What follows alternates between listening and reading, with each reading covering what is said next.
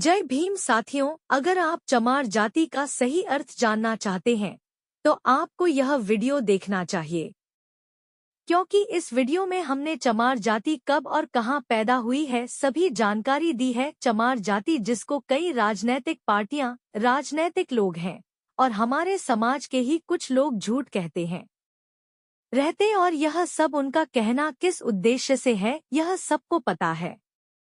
ये ऐसे लोग हैं जो नहीं चाहते कि हिंदू समाज एक साथ मिलजुल कर रहे हैं। ऐसे लोग जो चाहते हैं यह सब आपस में हमेशा से ही लड़ते रहे। आखिर यह विधर्मी लोग कौन हैं, इनके बारे में तो आप सभी को अच्छे से पता ही होगा। लेकिन मित्रों, क्या चमार जाति के असली इतिहास से हम लोग आज परिचित हैं? क्या चमार जाति का यही इतिहास है कि उन्हें अछूत माना जाता था? आखिर चमार जाति का उदय कहाँ से हुआ? आखिर चमार जाति के इतिहास से जुड़ा किस्सा क्या है जिसे मुस्लिम वर्ग छिपाकर रखना चाहता है? इस्लामी शासन से जुड़ा और चमार जाति से संबंधित कौन सा है वह इतिहास जिससे आज भी हमारे समाज का एक बड़ा हिस्सा अपरिचित है?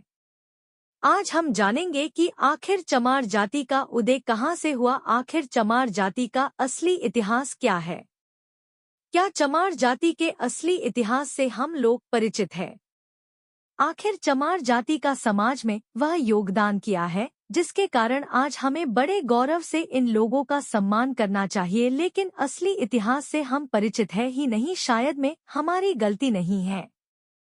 हमारे देश का एजुकेशन सिस्टम ही ऐसा है कि हमें जो चीजें जान नहीं होती है वह चीजें पता ही नहीं चलती, और सोशल मीडिया पर भी ऐसे लोग कम ही है जो इन मुद्दों पर अपनी बात रख सके।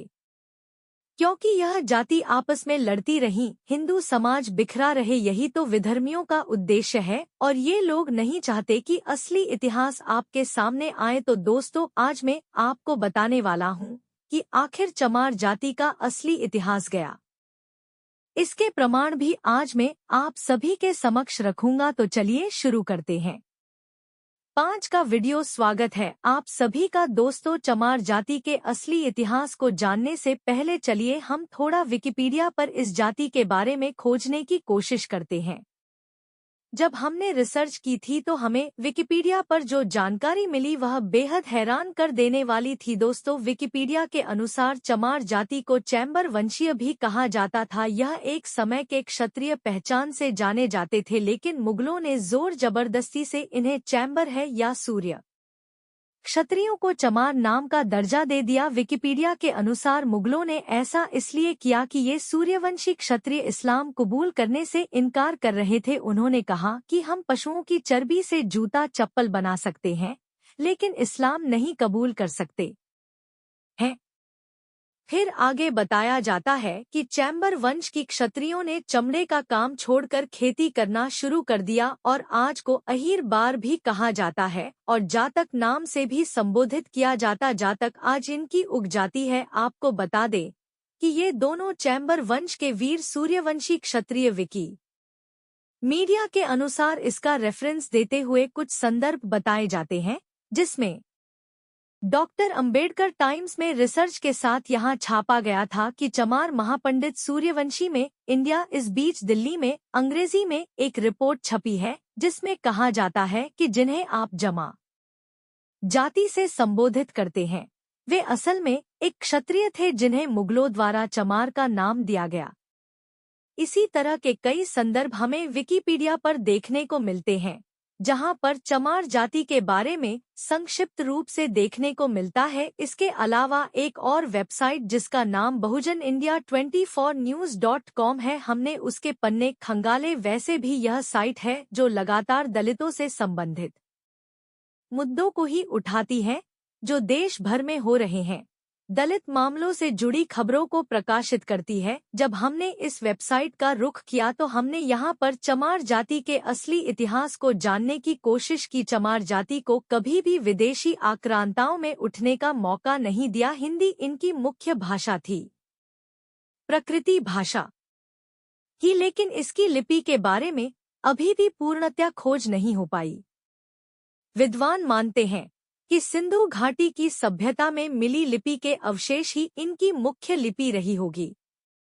बहुजन इंडियन 24 न्यूज के मुताबिक चमार शब्द सही प्रतीत होता है कि कुछ चमार जाति के लोग जमने से संबंधित व्यवसाय करते होंगे, परंतु इसके विपरीत चमार कोई जाति नहीं थी बल्कि राजशाही चैम्बर वत्स था और एक समय तक भारत समेत मध्य एशिया तक इसका शासन था। इसका शासन सिंधु नदी के दोनों तरफ था। इतिहास से पता चलता है कि कभी शाही वंश भारत से ईरान और मध्य एशियाई देशों को मीठे पानी की सप्लाई करता था। गणित, विज्ञान, भौतिक निर्माण ने पूरी दुनिया ने इसका लोहा माना। किस जाति के लोग शिक्षा, धर्म, विज्ञान और चिकित्सा शास्त्र में लिप्त पाए गए, लेकिन आज अधिकांश चमार जाति के लोग कृषक, मजदूर सुनकर ही आदि कार्यों से अपना पालन पोषण कर रहे हैं।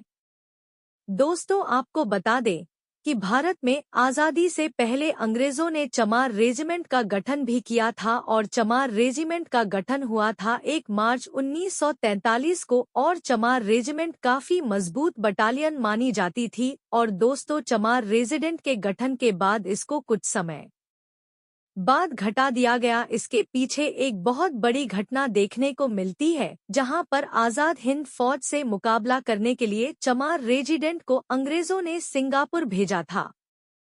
उस समय रेजिमेंट के कैप्टन थे मोहन लाल कुरील, जिन्होंने यह देखा कि चमार रेजिमेंट के सैनिकों के हाथों अंग्रेज हमारे अपने ही देशवासियों को मरवा रही है।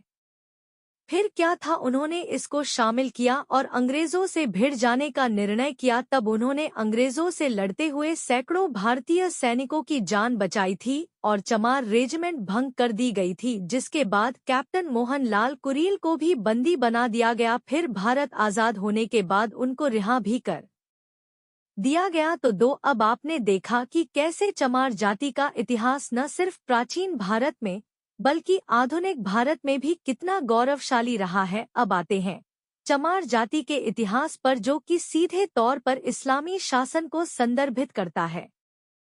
और वह ऐसा इतिहास है जो लोग नहीं चाहते हैं कि यह आज लोगों के साथ ने आए, इसलिए शायद ही कभी चर्चा नहीं की जाती।